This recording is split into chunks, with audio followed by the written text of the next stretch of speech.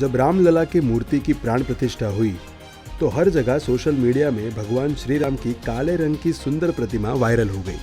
हर किसी के मन में यह सवाल गूंज रहा है कि रामलला की मूर्ति आखिर काले पत्थरों से ही क्यों बनाई गई। हमने परम पूज्य गुरुदेव एवं आध्यात्मिक चिंतक वसंत विजय जी महाराज से इसका धार्मिक कारण जाना। देखिए गुरुदेव ने कैसे धार्मिक एवं शास्त्रोक्त विधि द्वारा काले पत्थरों के महत्व पर प्रकाश डाला। जय श्री राम, जय अयोध्या धाम। पूरे भारत में जोर शोर से चर्चा चल रही है कि प्रभु श्री राम काले रंग में क्यों विराजमान हुए हैं। काले रंग की प्रतिमा को स्थापित करने के पीछे जो रहस्य छुपा है उसको जब जानोगे आपके आंख फटे के फटे रह जाएंगे। सबसे पहले जब छतरी का आविष्कार हुआ, छतरी को काले रंग में बनाने का निर्णय लिया गया क्योंकि काला रंग तरंगों को अपने तरफ खींचने में सबसे सक्षम होते हैं। इसलिए छतरी काले रंग का धूप को अपने में रख के पकड़ने वाले को पूर्ण सुरक्षा प्रदान करता है।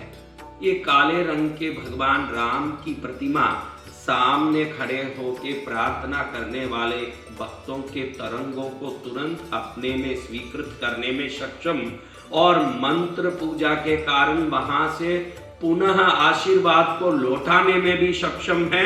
इसलिए काला रंग दुनिया का सबसे ताकतवर तरंग आकर्षण का रंग है।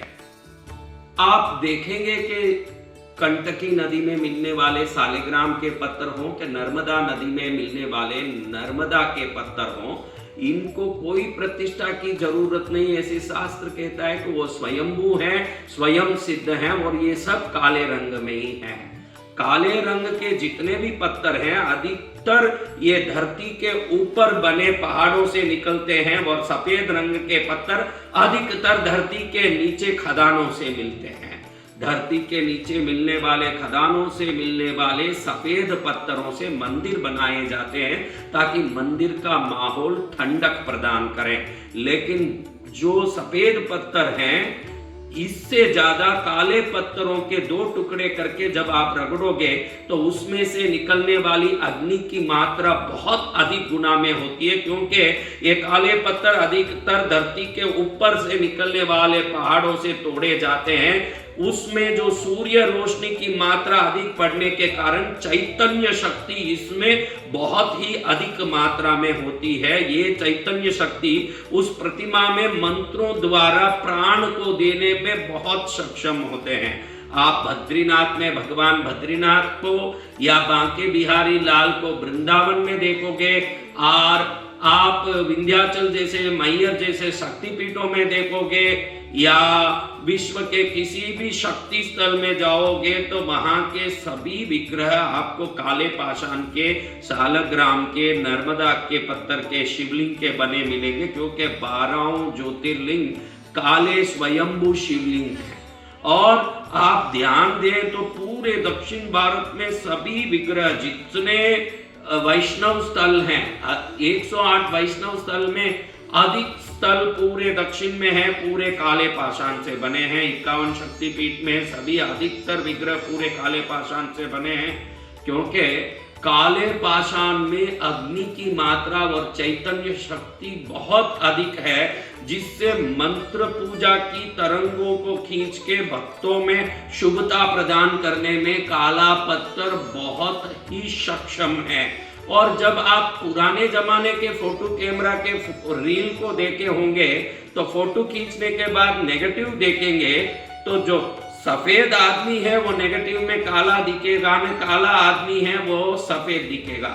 इन विग्रह पूजा का सबसे बड़ा तात्पर्य तो हमारे सनातन धर्म में आत्म ज्ञान और मोक्ष प्राप्ति, आत्म चैतन्य ज्ञान की प्राप्ति ही है।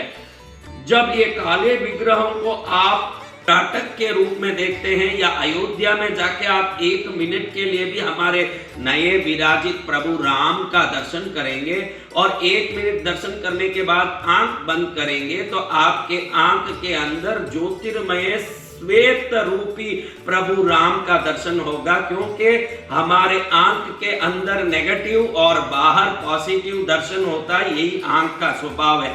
बाहर जो काला दिख रहा है वो अंतर में ज्योतिर्मय दिखता है, और जो अंतर मन में ज्योतिर्मय राम विराजमान हो गए तो हमें हाथ पकड़ के वैकुंठ तक, मोक्ष तक भी ले जाएंगे। काले वर्ण की विग्रह का सबसे बड़ा रहस्यमय शक्ति ये है, देखने वालों को आत्म ज्ञान और कुंडलिनी जागरण के द्वारा उनके चैतन्य को उच्च कोटि का बना के उनको मोक्ष तक पहुंचाने की ताकत काले वर्ण के विग्रह करते हैं। धन्य हमारे शास्त्रियों को, विद्वानों को, विग्रह शास्त्रियों को, जिन्होंने एक पत्थर के चयन में, पाषाण के चयन में, विग्रह के चयन में भी इतने गुण रहस्यों को जोड़ करके विग्रह स्थापना की कला बनाई, जिससे दर्शन करने वाले भक्त गणों का जीवन पल में बदल जाता है।